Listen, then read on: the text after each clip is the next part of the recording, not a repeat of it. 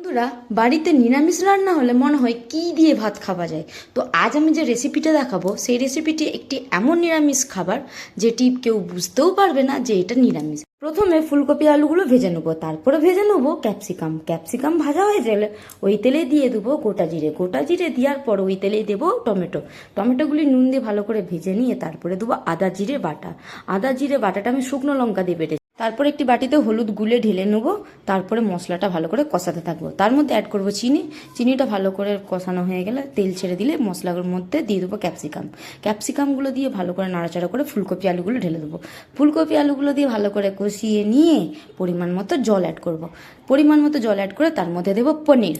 পনিরটা আমি আগেই নুন হলুদ মাখিয়ে ভেজে নিয়েছিলাম, আপনারা প্রয়োজনে নাও ভাজতে পারেন। তারপর অ্যাড করবো গরম ধনেপাতা ছড়িয়ে দিলেই রেডি এই রেসিপিটি। এই রেসিপিটি খেতে হয় দুর্দান্ত।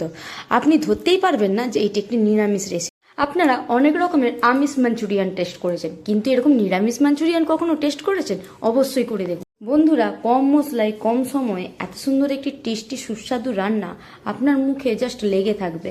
আপনি খাবেন হাসি মুখে চেটে পুটে। তো অবশ্যই বাড়িতে কিন্তু একবার হলেও ট্রাই করবেন। আর এর সাথে করেছিলাম আরও দুটো রেসিপি। এক হচ্ছে কুমড়ো পুঁই শাকের তরকারি, আর দুই হচ্ছে তিতা তরকারি। তো সেগুলো আর দেখালাম না। তো বন্ধুরা, ভিডিওটি কেমন লাগলো অবশ্যই জানাবেন, আর না ভালো লাগলেও জানাবেন। তো এই রেসিপিটি কেমন লাগলো অবশ্যই জানাবেন। আবার আসবে একটি অন্য রেসিপি নিয়ে। আজকের মতো টাটা।